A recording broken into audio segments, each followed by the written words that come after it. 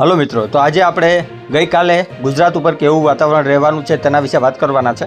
તો ગઈકાલે ગુજરાત ઉપર ભાવનગર અને ગીર સોમનાથની આસપાસના એરિયાઓમાં વરસાદ રહેશે અને સુરતની આસપાસના સુરતમાં તો કેમ કે એક જે નાસિક મુંબઈવાળી ટ્રમ્પ લાઇન છે તે હજી ત્યાં ને ત્યાં અકબંધ છે, એટલે સુરતમાં વરસાદ થવાનો જ છે સુરતના આસપાસના એરિયામાં, અને ભાવનગરમાં પણ તેની જ અસર જોવા મળશે.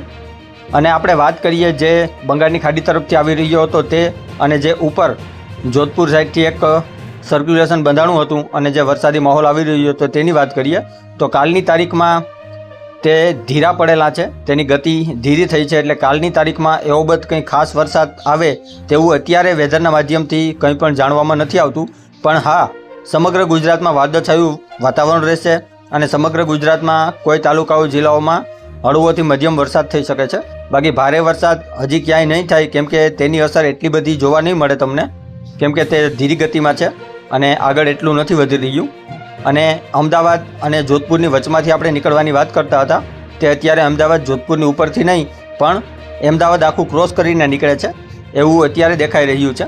વિન્ડી વેધરના માધ્યમથી આપણે જોઈએ અથવા સેટેલાઇટના માધ્યમથી જોઈએ તો આપણે એવું દેખાય છે કે આ રીતના ઉપરથી આ વરસાદી વાતાવરણ જઈ રહ્યું છે, જે અત્યારે તમે સેટેલાઇટના માધ્યમથી જોઈ રહ્યા છો.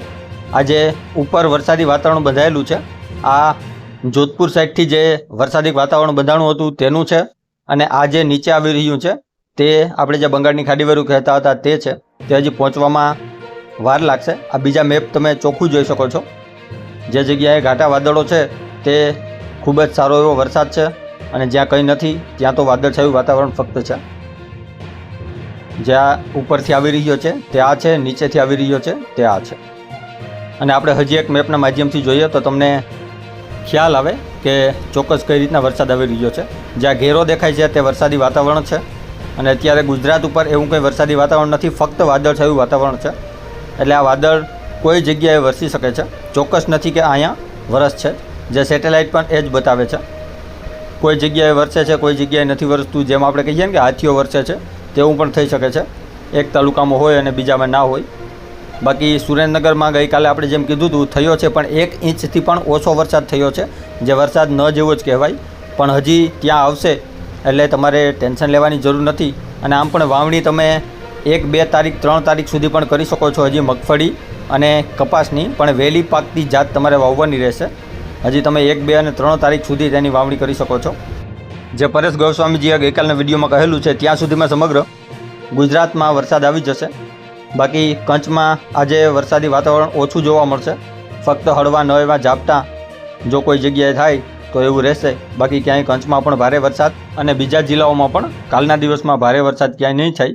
ફક્ત 2-3 જિલ્લાઓને અથવા 3-4 જિલ્લાઓને છોડીને, જેમ કે સુરત છે, ડાંગ, દાહોદ, ગોધરા અને સોમનાથથી લઈ અને ભાવનગરની આસપાસના એરિયા. સોમનાથમાં તો નહીં થાય એટલો બધો, પણ ફક્ત ઓરેન્જ એલર્ટ આપેલું છે.